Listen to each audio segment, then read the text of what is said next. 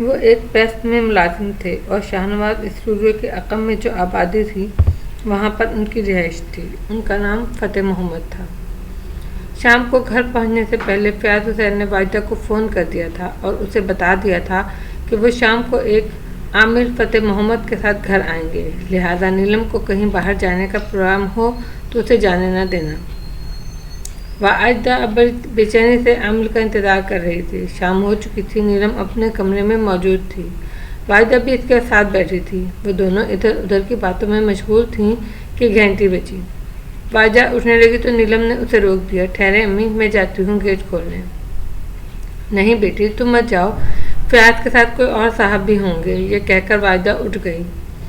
اس نے باہر جا کے دروازہ کھولا تو فیاض کے ساتھ ایک دبلے پتلے شخص کو پایا۔ 50 سال کا ایک سانولا سا آدمی تھا، بالکل ایک عام سا آدمی۔ اسے دیکھ کر واجدہ بڑی حیران ہوئی۔ یہ فیاض عامل کے بجائے کس آدمی کو پکڑ لائے ہیں، اس نے سوچا، پھر فوراً ہی دروازے سے پلٹ آئی۔ فیاض حسین نے فتح محمد کو ڈرائنگ روم میں بٹھایا۔ فتح محمد نے صوفے پر بیٹھ کر ٹانگیں اوپر کر لیں۔ وہ بڑی بے تکلفی سے آلتی پالتی مار کر بیٹھ گیا اور بولا، گھر میں کوئی چھوٹا آئینہ ہوگا؟ ہاں ہوگا، فیاض حسین نے اٹھتے ہوئے کہا۔ پھر فیاض حسین نے ایک چھوٹا سا آئینہ فتح محمد کے سامنے میز پر رکھ دیا۔ فتح محمد نے آئینے کا اسٹینڈ سیدھا کیا اور اسے اس زاویے سے میز پر رکھا کہ اسے اپنی شکل آئینے میں دکھائی دیتی رہے۔ اب فتح محمد کی نظریں آئینے پر تھیں، وہ دو انگلیوں پر وہ کوئی وظیفہ پڑھ رہا تھا۔ اچانک ڈرائنگ روم کا دروازہ کھلا۔ دروازہ کھلنے کی آواز پر فیاض حسین نے چونک کر پیچھے دیکھا۔ اس نے دروازے کی طرف دیکھا، وہاں واجدہ کھڑی تھی۔ واجدہ نے کچھ بولنا چاہا تو فیاض حسین نے اسے انگلی کے اشارے سے بولنے سے منع کر دیا۔ فتح محمد بہت توجہ سے کچھ پڑھ رہا تھا اور اس کی آنکھیں آئینے پر جمی ہوئی تھیں۔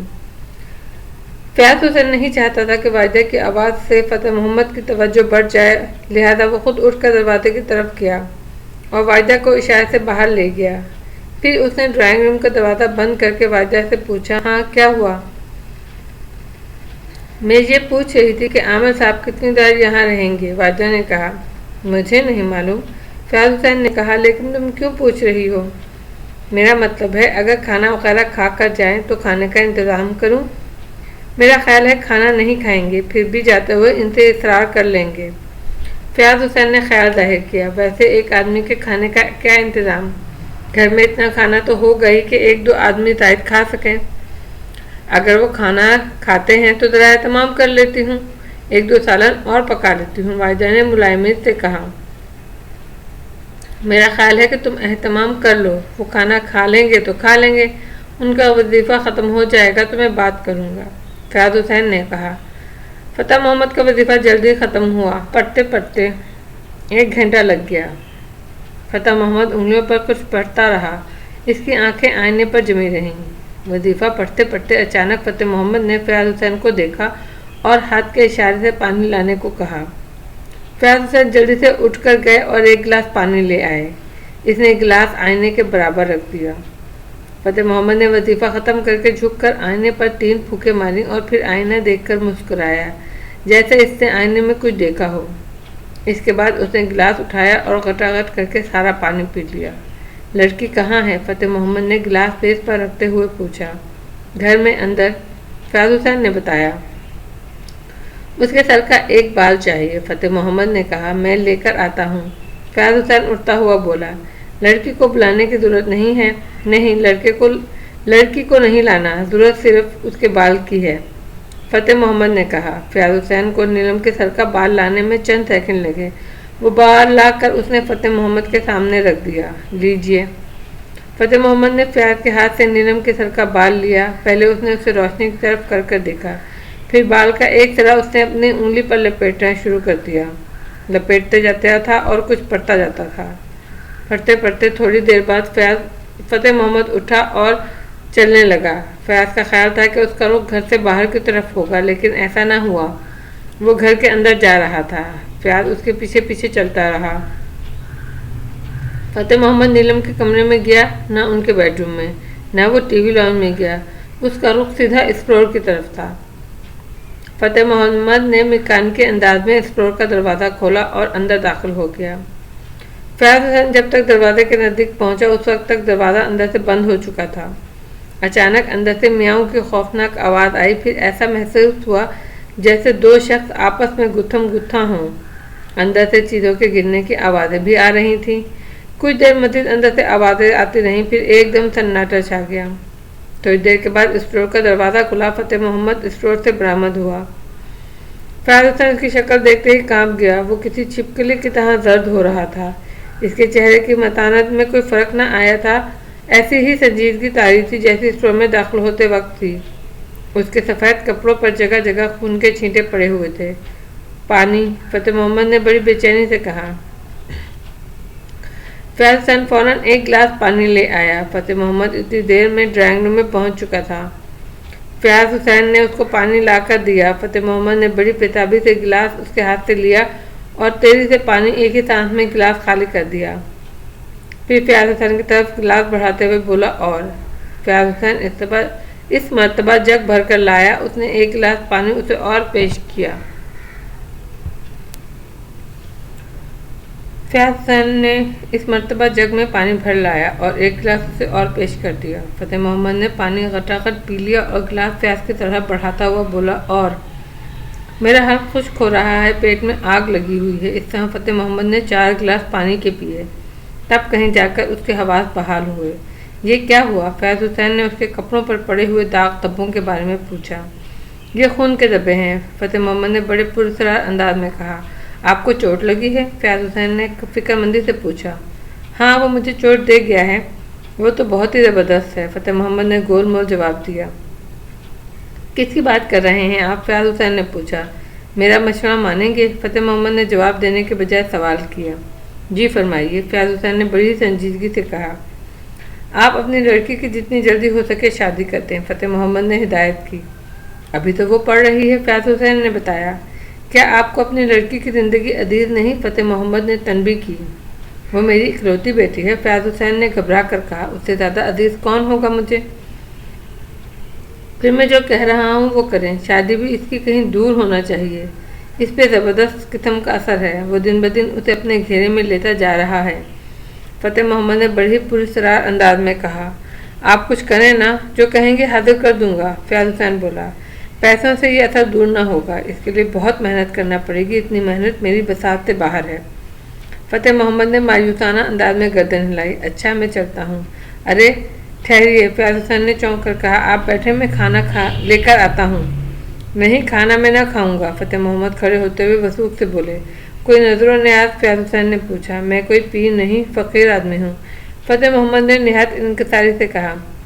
آپ نے یہاں تک آنے کی زحمت کی، کوئی فیس وغیرہ؟ فیاض حسین نے گھما کر پھر سوال کیا۔ نہیں نہیں فیاض صاحب، مجھے کچھ نہیں چاہیے، فتح محمد ڈرائنگ روم سے باہر نکلتا ہوا بولا۔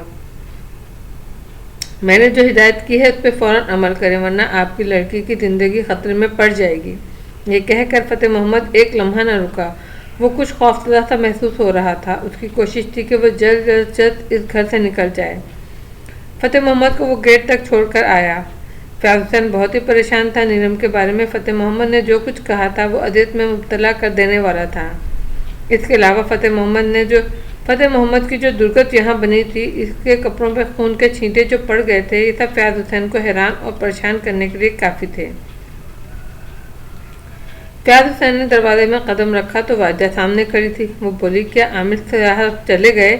ہاں چلے گئے، فیاض حسین نے جواب دیا۔ کیا وہ اسٹور میں بھی گئے تھے؟ واجدہ نے سوال کیا۔ ہاں گئے تھے۔ اسٹور میں وہ کیوں گئے تھے؟ واجدہ نے پوچھا۔ مجھے نہیں معلوم، وہ وہاں کیوں گئے تھے، بس بیٹھے بیٹھے خود بخود اٹھ کر اسٹور میں داخل ہو گئے۔ پھر جب اندر سے باہر آئے تو ان کے ہوش اڑے ہوئے تھے اور لباس پر خون کے دھبے تھے۔ خون کے دھبے؟ واجدہ کی آنکھیں خوف سے پھیل گئیں۔ کیا وہ زخمی ہو گئے تھے؟ نہیں، ان کے جسم پر کوئی زخم نہیں تھا، فیاض حسین نے وضاحت کی۔ کیا بتایا انہوں نے؟ واجدہ نے پوچھا۔ کوئی صاف بات نہیں کی،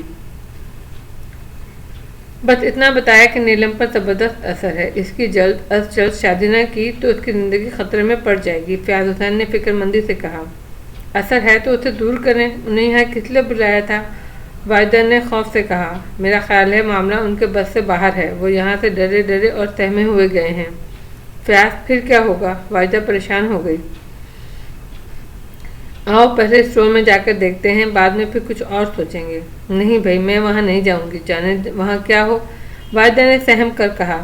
अच्छा ठहरो, मैं अलमारी से रिवॉल्वर निकाल कर लाता हूँ। फ़याज़ हुसैन ये कहकर अलमारी की तरफ बढ़ गया। उसने अलमारी से अपना रिवॉल्वर निकाला और चेक किया, वो लोड था। तुम यहीं बैठो, मैं अकेला देख कर आता हूँ। फ़याज़ हुसैन स्टोर की तरफ जाते हुए बोले। रिवॉल्वर की वजह से कुछ वाहिदा की हिम्मत बंद गई, वो अपने शौहर के पीछे पीछे चल दी। फ़याज़ हुसैन ने हैंडल घुमाकर पहले थोड़ा सा दरवाज़ा खोला, फिर सीधे हाथ में रिवॉल्वर तान कर दरवाजे पर जोर से लात मारी और दरवाज़ा जोर से दीवार के साथ लगा। एक धमाका सा हुआ। दरवाज़ा खुलते देख कर वाहिदा का दिल हलक में आ गया। वो जल्दी से फ़याज़ हुसैन के पीछे छुप गई। स्टोर में कुछ न था। फ़याज़ हुसैन ने अंदर जाकर स्टोर की लाइट जलाई, इधर उधर देखा, वहाँ कोई भी चीज़ न थी। उसने अपने पैर से टीन की पेटी में ठोकर मारी, लेकिन वहाँ से कोई चीज़ बरामद न हुई। अब हिम्मत करके वाहिदा भी अंदर आ गई और गौर से फर्श को देख रही थी। फर्श साफ था। यहाँ तो कुछ नहीं है, वाहिदा ने इत्मीनान भरे लहजे में कहा, लेकिन मैंने खुद किसी बिल्ले की गुर्राहट सुनी थी, फिर चीज़ों की गिरने की आवाज़ें थीं, जैसे दो शख्स आपस में गुत्थम गुत्था हो गए हों। ये कैफियत बस थोड़ी ही देर हुई थी, इसके बाद सन्नाटा छा गया। फिर फ़तेह मोहम्मद हल्दी की तरह होकर यहाँ से निकला। लिबास पर खून के छींटे भी थे।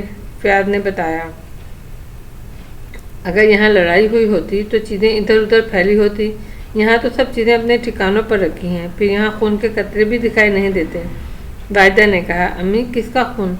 अचानक नीलम ने आकर पूछा। स्टोर के दरवाजे पर अचानक ही नीलम नमूदार हो गई थी। उसे दरवाजे पर देखकर दोनों घबरा गए। फ़याज़ हुसैन की नीलम की तरफ पुश थी, इसलिए वो उनके हाथ में रिवॉल्वर न देख सकी। फ़याज़ हुसैन ने मौका गनीमत जानकर रिवॉल्वर फ़ौरन टूटी हुई टेबल की दरार में डाल दिया।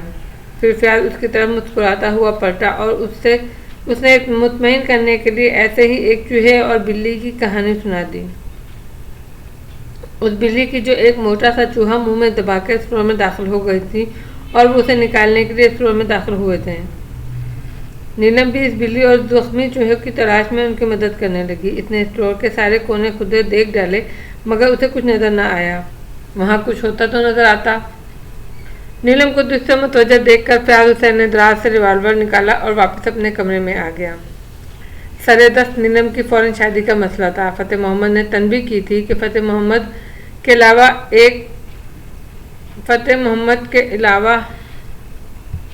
एक और शख्स ने भी फ़ौरन शादी का मशवरा दिया था। उसका ख्याल था कि नीलम शादी के बाद नॉर्मल हो जाएगी। इस सूरत में नीलम की शादी करना चाहते थे, लेकिन इतनी जल्दी शादी कैसे मुमकिन थी? उन्होंने तो इसकी तरफ ध्यान ही नहीं दिया था। नीलम फाइनल ईयर में थी, 2 माह बाद उसके पेपर हो जाने थे। इसके फ़ौरन बाद शादी हो जाती, लेकिन इस कदर जल्दी कोई काबिल रिश्ता मिलना कहाँ आसान था। दोनों मियाँ बीवी सर जोड़कर बैठे। कई लड़के ज़ेरे बहस आए, लेकिन सबसे अच्छा लड़का साबरा का अकबर था। अकबर को इन दोनों मियाँ बीवी ने अच्छी तरह देख रखा था। नीलम भी अकबर से अच्छी तरह वाकिफ़ थी। 1-2 मरतबा कराची भी रह आई थी। अकबर भी लाहौर का चक्कर लगा गया था। अकबर नीलम से शादी करने का ख्वाहिशमंद भी था। पसंद नीलम भी करती थी। साबरा ने दब्बे लफ्ज़ों में वाहिदा से नीलम का रिश्ता मांगा भी था, लेकिन वाहिदा ने आज तक इस रिश्ते के सिलसिले में कोई जवाब न दिया था। इसकी वजह यह थी कि ख़ानदान में एक से एक लड़का मौजूद था और नीलम अभी ज़ेरे तालीम थी, बेहद हसीन थी, दौलतमंद बाप की इकलौती बेटी थी। फिर इसके लिए किसी ख़ास रिश्ते पर गौर करने की अभी क्या ज़रूरत थी? लिहाजा अकबर का रिश्ता दूसरे रिश्तों की तरह अभी ज़ेरे गौर ही था। और अब वो दोनों इस बात पर खुश थे कि उन्होंने इस रिश्ते को मना नहीं किया था। इन हालात में यही रिश्ता सबसे मौजूद था। उन दोनों ने आपस में तो तय कर लिया था कि अब नीलम से इस रिश्ते के बारे में राय लेना बाकी थी। नीलम बहुत सीधी और फरमाबरदार किस्म की लड़की थी। वाहिदा ने जब इसे अकबर के बारे में पूछा, अकबर कैसा लड़का है, तो नीलम ने सवाल का मतलब समझे बगैर मुस्कुरा कर कहा, बहुत अच्छा, तेरे अब्बू इससे तेरी शादी करना चाहते हैं। वाहिदा ने साफ साफ बात की। मुझे अब्बू की पसंद पर कोई एतराज़ नहीं। नीलम ने हंस कर कहा, शुक्र है खुदा का। वाहिदा ने आंखें बंद करके कहा, तूने मेरे दिल का बोझ हल्का कर दिया। तो इम्तिहान से फारिग हो जाए, इसके फ़ौरन बाद हम तेरी शादी कर देंगे। अरे अम्मी, इतनी जल्दी? मैं तो वाकई आप पे बोझ मालूम होती हूँ। नीलम ने मुस्कुरा कर कहा, नहीं मेरी जान, तू ऐसी लड़की है जिसका बोझ नहीं, तू फूल की तरह हल्की है। वाहिदा ने उसे अपने कंधे से लगाते हुए कहा, लेकिन अब हालात ऐसे हो गए हैं कि इसके सिवा कोई चारा नहीं। सब यही कहते हैं कि नीलम की जिस कदर जल्दी हो सके शादी कर दो। अरे अमीर लोगों की क्या बात करती हैं, इनका तो काम ही मशवरे देना है, फिर शादी उनके लिए हर मर्ज का इलाज है। शादी ना हो गई, किसी हकीम का मुजर्रब नुस्खा हो गया, किसी दीर की बूटी हो गई, किसी आमिल का तावीज़ हो गया, अंधेरे का जुगनू हो गई, खुलजा सिमसिम हो गई। इधर लड़की को छींक गई, उधर रिश्तेदार पुकार पुकार के बोलेंगे इसकी शादी कर दो, इसकी छींकें बंद हो जाएंगी। किसी लड़की के सर में दर्द हुआ तो फौरन पास पड़ोस के लोग मुफ्त मशवरा देने आ गए, बहन इसकी शादी कर दो, सर का दर्द जाता रहेगा। नीलम ने हंस कर कहा, चल ज़्यादा बातें न बना। वाजा ने उसके रुख्सार पर प्यार से चपत लगाई। शादी वाकई 100 दुखों का एक मुदावा है अम्मी, मेरा ख्याल है जिसका कोई गम ना हो वो शादी कर ले, अल्लाह ने चाहा तो कभी उसके पास खुशी ना आएगी। नीलम हंस कर बोली, अरे मेरी दादी अब तो चुप हो जा, मैंने मान लिया कि जब 100 बेवकूफ़ मरे थे तो तू पैदा हुई थी। अम्मी 100 बेवकूफ़ नहीं अक्लमंद कहिए, नीलम ने हंसते हुए कहा। नीलम को हंसता हुआ देखकर वाहिदा उसे बगौर देखने लगी। उसने एक अरसे के बाद चेहरे पर हंसी देखी थी। वाहिदा ने उसकी पेशानी चूम कर गले से लगाया, फिर दिल ही दिल में नीलम के वक्त अच्छे होने की ढेरों दुआएं कर डाली। लेकिन इसके वक्त अच्छे ना हुए, इसकी तकदीर ना बदली, किस्मत भी अच्छी ना हुई। 4 माह बाद नीलम की अकबर से शादी हो गई। ये थे वो हालात और वाक़या जिनसे फ़याज़, वाहिदा और नीलम गुजरे थे। फ़याज़ ने अब कोई बात न छुपाई, बल्कि हर बात तफसील से बता दी। सब लोग इन वाक़यात को बड़ी तवज्जो, हैरत और दिलचस्पी से सुन रहे थे। जब फ़याज़ ने अपनी दास्तान गम ख़त्म की तो महफिल पर सन्नाटा तारी हो गया। कुछ देर तक किसी ने किसी से बात न की। हर शख्स अपनी जगह शर्मिंदा रह गया। फुरकान मामू ने दीवार की घड़ी पर नज़र डाली। इस वक्त रात के ठीक 12 बजे थे। कमरे में इस कदर सन्नाटा था कि घड़ी की टुक टुक साफ सुनाई दे रही थी। अचानक ये टुक टुक बंद हो गई। घड़ी का पेंडुलम साकत हो गया, यूँ जैसे वक्त ठहर गया हो। सर्दी में यकायक इजाफा हुआ। हर शख्स अपनी जगह बैठा बैठा लर्ज गया।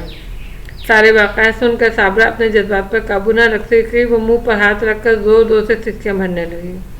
उसे रोता देखकर वाहिदा भी चुप न रह सकी, वो भी ज़ोर ज़ोर से रोने लगी। वाहिदा के रोने की आवाज़ सुनकर साबरा ने अपने चेहरे से हाथ उठाया और अपने बहते हुए आंसुओं को अपने दुपट्टे से झटके से साफ किया और वाहिदा को गुस्से से देखते हुए बोली, तुम क्यों रो रही हो? साबरा, मुझे माफ़ कर दो, वाहिदा ने आंसू भरी आंखों से कहा। तुम्हें माफ़ कर दूं? साबरा ने होठ सख्ती से भींचते हुए कहा, इतना कुछ हो गया और तुमने हमें हवा भी न लगने दी।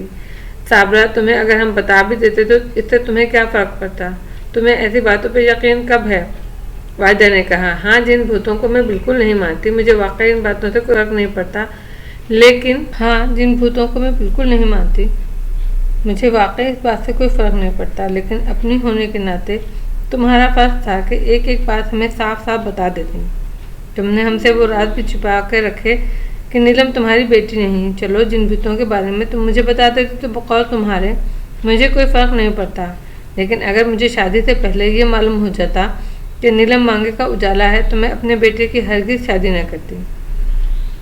ख़ानदान की क्या लड़कियां मर गई हैं जो मैं एक मुलाजिम की लड़की को बहू बनाकर अपने ख़ानदान को खामखा बट्टा लगाती? तुमने बहुत बुरा किया वाहिदा, मेरे साथ मैं तुम्हें कभी माफ़ नहीं करूँगी।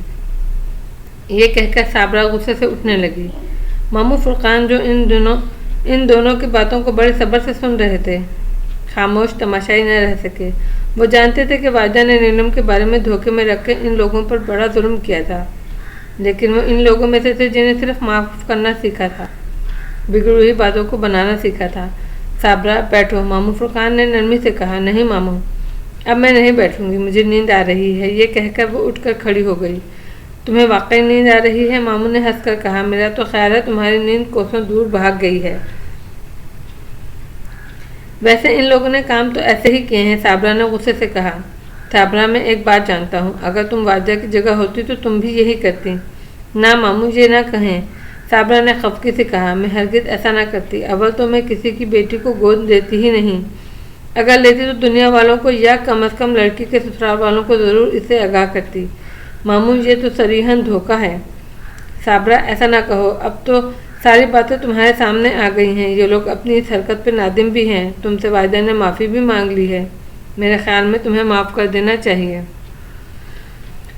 आप नहीं जानते मामू, मेरे दिल में कैसी आग लगी है। इसने मेरी सगी बहन होते हुए सुतेली बहन का सा काम किया है मेरे साथ। अब मैं इसे सुतेली बनकर दिखाऊंगी। ये कहकर साबरा गुस्से से पाँव पटकते हुए कमरे से बाहर चली गई। جاؤ بابر اسے سمجھاؤ، ماموں فرقان نے صابرہ کے کمرے سے چلے جانے کے بعد کہا۔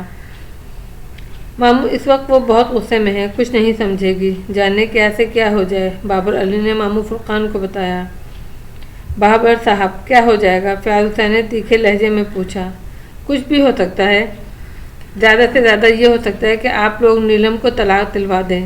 فیاض حسین کا لہجہ عجیب تھا۔ ٹھیک ہے، آپ دلوا دیں طلاق۔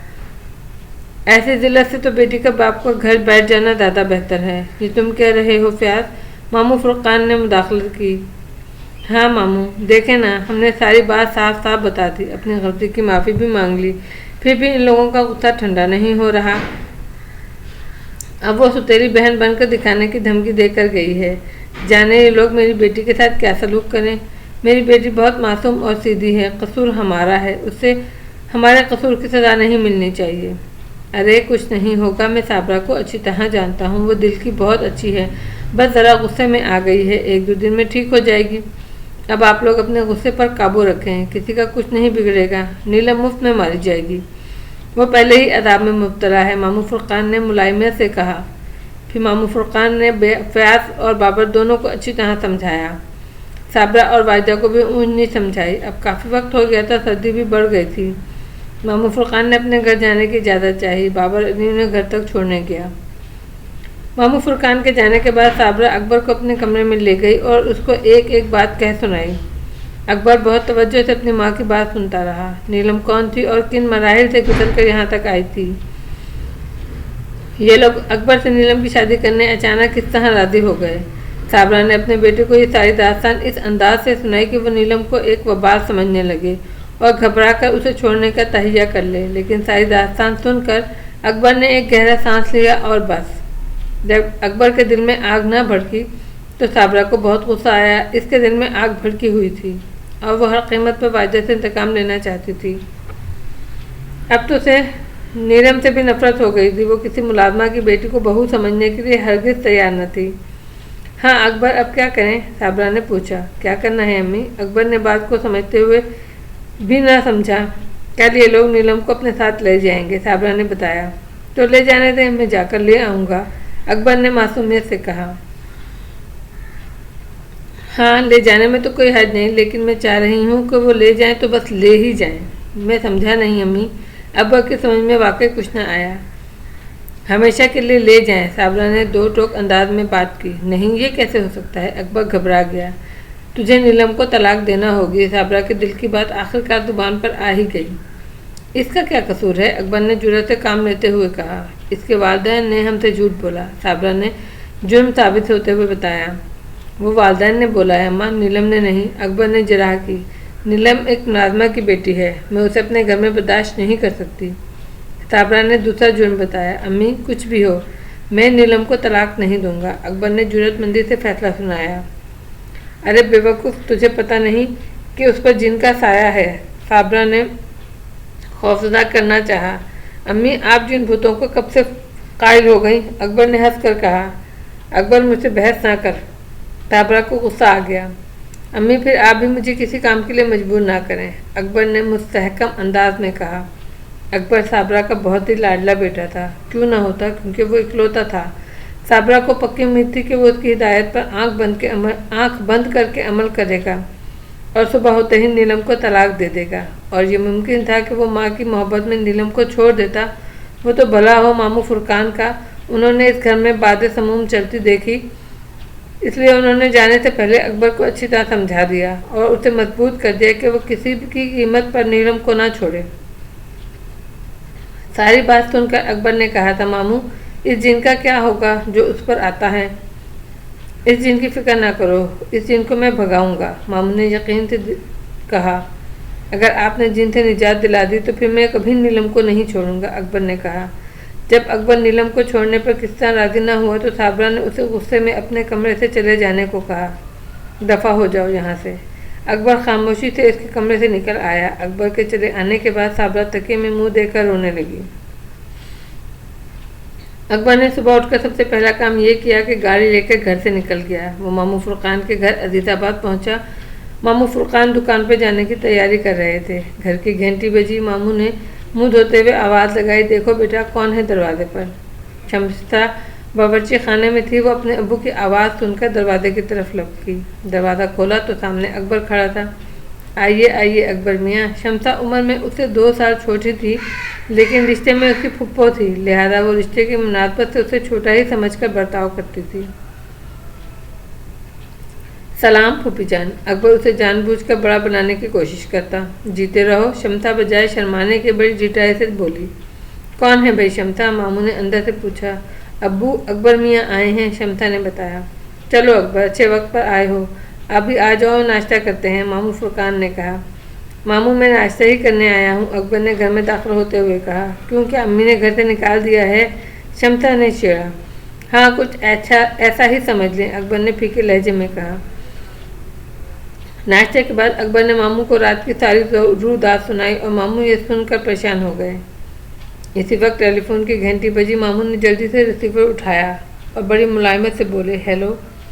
इस हेलो के जवाब में उधर से जो कहा गया, इसे सुनकर मामू ने अकबर को फिक्रमंदी से देखा। मामू, किसका फ़ोन है? मामू फुरकान को अपनी तरफ फिक्रमंदी से देखने पर अकबर ने पूछा। तुम्हारे अब्बू हैं फ़ोन पर, मामू फुरकान ने माउथ पीस पर हाथ रख कर कहा। क्या कह रहे हैं? अकबर ने परेशान होकर पूछा। साबरा की तबीयत ठीक नहीं है, तुम्हें फ़ौरन घर बुलाया है।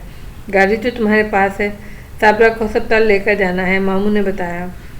अस्पताल का सुनकर अकबर को सर्दी में पसीना आ गया। क्या हुआ अम्मी को? लाइए ज़रा फ़ोन मुझे दीजिए।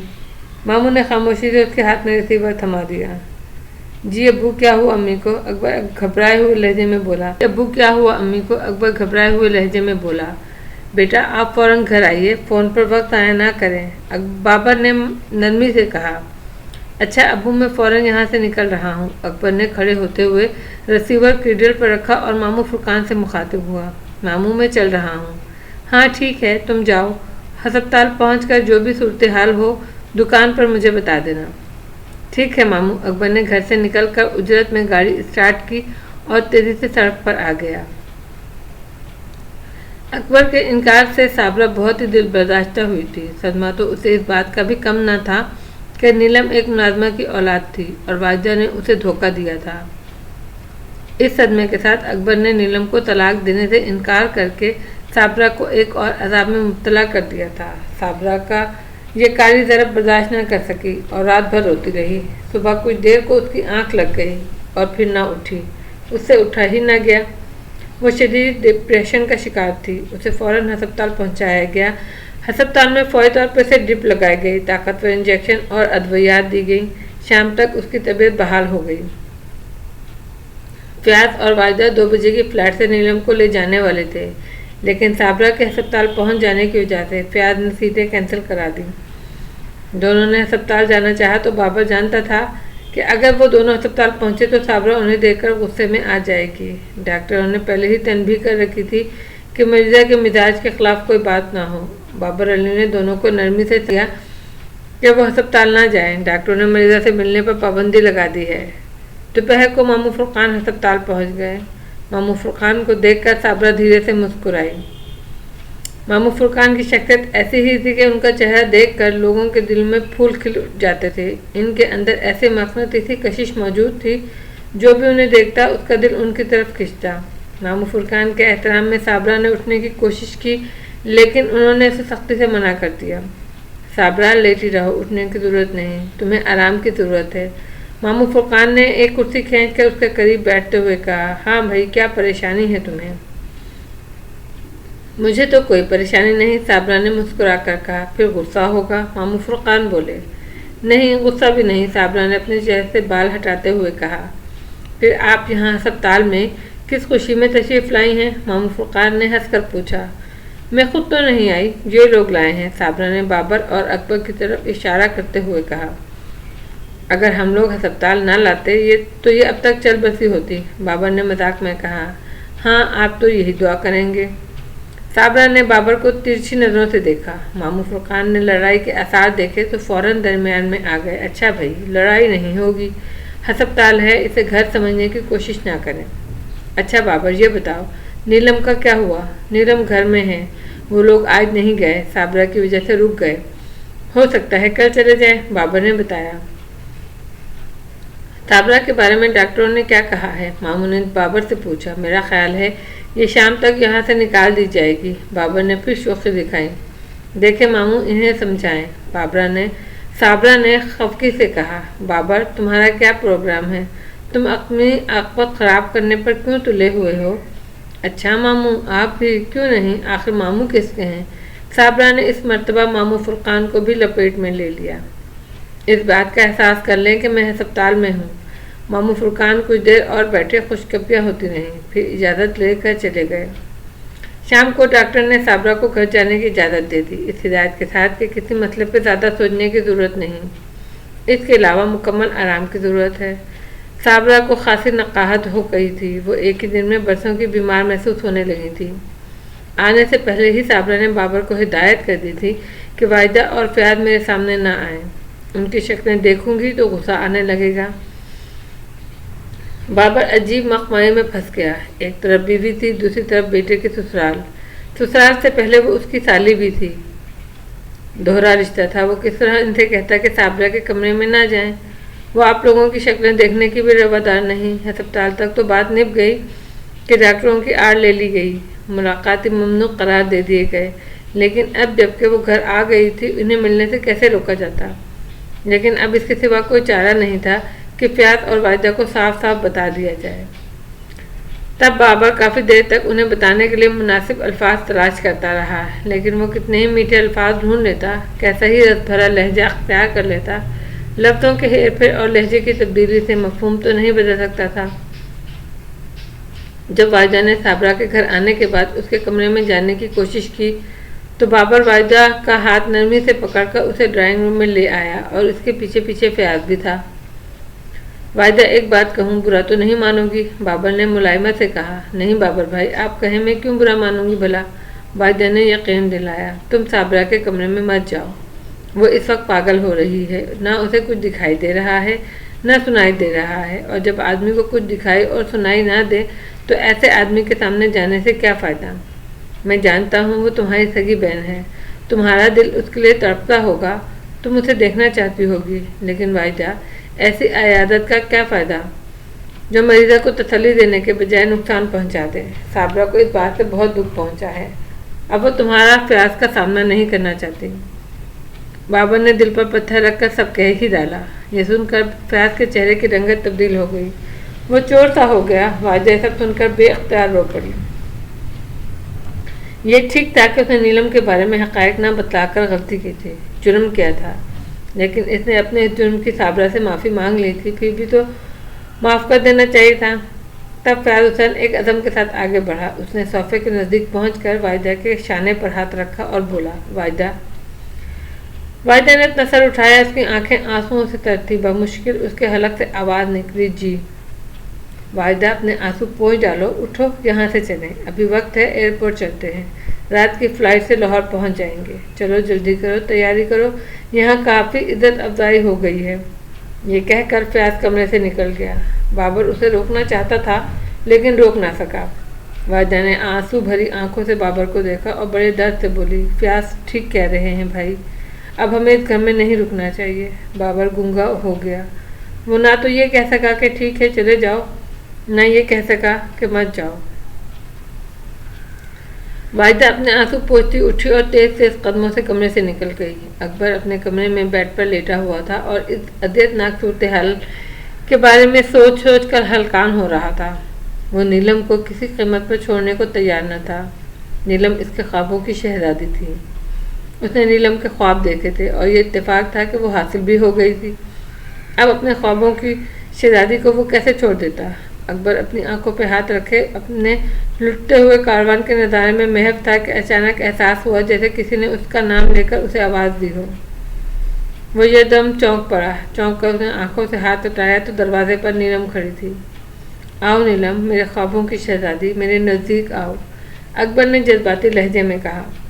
امی اور ابو جا رہے ہیں، نیلم نے بیڈ کے نزدیک پہنچ کر کہا۔ مجھ سے انہوں نے تیاری کے لیے کہا ہے۔ کہاں جا رہے ہیں؟ اکبر نے چونک کر پوچھا۔ لاہور، اور کہاں؟ نیلم نے سپاٹ لہجے میں کہا۔ اس وقت اکبر حیران ہوا، ابو بہت غصے میں ہیں، اب وہ یہاں سے فوراً چلے جانا چاہتے ہیں، ویسے جانا تو ہے ہی، کل چلے جائیں یا آج؟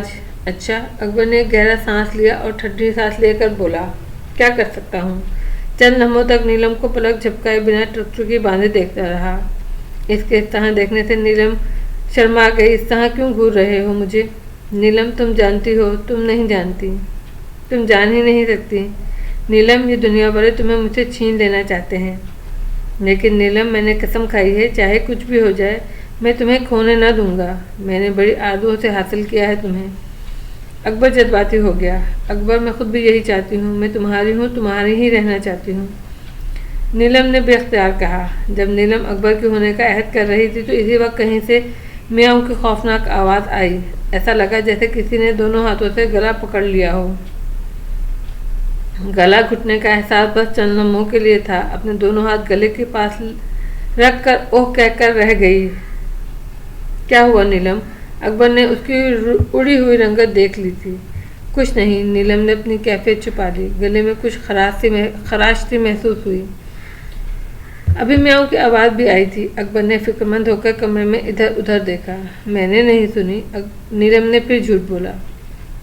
اکبر نے بیٹھ کے نیچے ادھر ادھر کالے بلے کو تلاش کیا لیکن وہ اسے کہیں نظر نہ آیا۔ کیا امی کو تم لوگوں کے جانے کا معلوم ہے؟ اکبر نے پوچھا۔ نہیں، نیلم نے نفی میں سر ہلایا۔ اچھا، میں جا کر بتاتا ہوں۔ یہ کہہ کر وہ اپنے کمرے سے نکل کر صابرہ کے کمرے میں پہنچا۔ وہ بیڈ پر سیدھی لیٹی ہوئی چھت کو گھور رہی تھی۔ امی، خالہ خالو ابھی جا رہے ہیں، اکبر نے فکر مندی سے کہا۔ تو میں کیا کروں، جانے دو، صابرہ نے تیزی سے کہا۔ امی، آپ ان سے بات کر لینا، اکبر نے ماں کے پاؤں پکڑ لیے۔ بات کرنا تو دور کی بات ہے، میں ان کی شکلیں بھی نہیں دیکھنا چاہتی، صابرہ بولی۔ آخر کب تک؟ اکبر نے پوچھا۔ ساری زندگی، صابرہ نے یقین سے کہا۔ کیا تم مجھ سے واقف نہیں؟ اکبر اپنی ماں کی عادت سے اچھی طرح واقف تھا۔ وہ کیا، صابرہ کی ضد سے گھر کا ہر فرد واقف تھا۔ وہ ایک بار جو فیصلہ کر لیتی، غلط یا صحیح، اس پر زندگی بھر کاربند رہتی۔ اب اس سے اپنی اس نے اپنی سگی بہن اور بہنوں کی شکل نہ دیکھنے کا فیصلہ کر لیا تھا تو دنیا کا کوئی آدمی اسے اپنا فیصلہ واپس لینے پر مجبور نہیں کر سکتا تھا۔ اکبر خاموشی سے سر جھکائے اس کے کمرے سے باہر نکل آیا۔ وہ چاہتا تھا کہ اس موضوع پر اپنے باپ سے بات کرے۔ وہ بابر کو سارے گھر میں تلاش کرتا رہا، بالآخر ڈرائنگ روم میں پہنچا۔ بابر ابھی تک وہیں بیٹھا تھا۔ وہ صوفے پر نیم دراز تھا اور سوچوں میں گم تھا۔ دروازے پر آہٹ سن کر اس نے سر اٹھایا۔ اکبر کو دروازے پر پا کر اس نے سر کے اشارے سے اسے نزدیک بلایا، لیکن زبان سے کچھ نہ بولا۔ ابو، اکبر کی آواز میں لرزش تھی۔ میں جانتا ہوں اکبر، تم یہاں کیوں آئے ہو، کیا کہنے آئے ہو، جو ہوتا ہے ہونے دو۔ ابو، وہ لوگ جا رہے ہیں، اپنے ساتھ نیلم کو بھی لے جا رہے ہیں، اکبر نے فکر مندی سے کہا۔ تو جانے دو، نیلم ان کی بیٹی ہے، وہ اپنی بیٹی کو لے جا رہے ہیں، بابر نے لاپرواہی سے کہا۔ لیکن ابو، اس طرح؟ اکبر کے لہجے میں افسوس تھا۔ اور کس طرح جائیں اس گھر میں؟ ان کی جو عزت افزائی ہوئی ہے اس کے نتیجے میں وہ اس طرح ہی جائیں گے، بابر نے غصے سے کہا۔ ابھی یہ لوگ باتیں ہی کر رہے تھے کہ ماموں فرقان کا فون آ گیا۔ بابر نے ان کی بات سننے سے پہلے گھر کی صورتحال بتائی۔ ماموں فرقان یہ سب سن کر پریشان ہو گئے اور بولے، یہ تو بہت ہی برا ہوا۔ صابرہ کو کیا ہو گیا ہے؟ اتنی ضد اچھی نہیں ہوتی۔ ماموں، میں کیا کر سکتا ہوں، آپ صابرہ کو اچھی طرح جانتے ہیں۔ اچھا بابا، تم یوں کرو، ان لوگوں کو روکو، میں آ رہا ہوں، جب تک میں نہ آ جاؤں وہ گھر سے باہر نہ جائیں۔ نیلم کو ہر قیمت پر روکنا ہے، اسے ان کے ساتھ نہیں جانے دینا۔ کیوں ماموں؟ بابر نے پریشان ہو کر پوچھا۔ یہ میں آ کر بتاتا ہوں۔ مختصراً اتنا سن لو کہ دادا غفور نہیں چاہتے کہ نیلم کراچی چھوڑے، اور کراچی سے اگر چلی گئی تو پھر کبھی لوٹ کر نہ آ سکے گی۔ ماموں فرقان نے انکشاف کیا۔ تفصیل آ کر بتاتا ہوں، تم انہیں میرے گلشن پہنچنے تک روکے رکھو۔ اچھا ٹھیک ہے ماموں، آپ آئیں، میں انہیں اس وقت تک روکتا ہوں۔ ٹیلی فون بند کر کے بابر نے اکبر کی طرف دیکھا اور سنجیدگی سے بولا، بیٹا واجدہ کو بلاؤ۔ اکبر چاہتا تھا وہ باپ سے ماموں فرقان کے فون کے بارے میں معلوم کرے کہ انہوں نے کیا کہا ہے، لیکن اس کی ہمت نہ ہوئی۔ وہ خاموشی سے ڈرائنگ روم سے نکل گیا۔ تھوڑی دیر کے بعد وہ واجدہ کے ساتھ کمرے میں واپس آیا۔ واجدہ کے ہاتھ پر ساری لٹکی ہوئی تھی، شاید وہ اسے طے کرتے کرتے اکبر کے ساتھ آ گئی تھی۔ جی بابر بھائی، واجدہ اس کے سامنے سر جھکا کر کھڑی ہو گئی۔ بابر نے دیکھا کہ وہ اب تک آنکھوں میں آنسو لیے کھڑی تھی۔ بیٹھو واجدہ، بابر نے اسے اپنے نزدیک صوفے پر بیٹھنے کا اشارہ کیا۔ نہیں بھائی، اب بیٹھنے کا وقت نہیں ہے، اپنے کپڑے سمیٹ رہی ہوں۔ واجدہ، ماموں فرقان کا فون آیا تھا، وہ ابھی آنے والے ہیں۔ انہوں نے کہا مجھ سے ملے بغیر گھر سے نہ جانا۔ وہ کچھ نیلم کے بارے میں بھی کہہ رہے تھے، تفصیل وہ خود آ کر بتائیں گے۔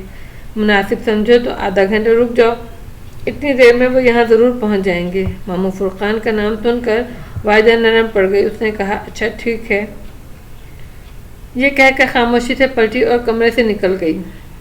بابر کے کہنے کے مطابق ماموں فرقان آدھے گھنٹے کے اندر اندر وہاں پہنچ گئے۔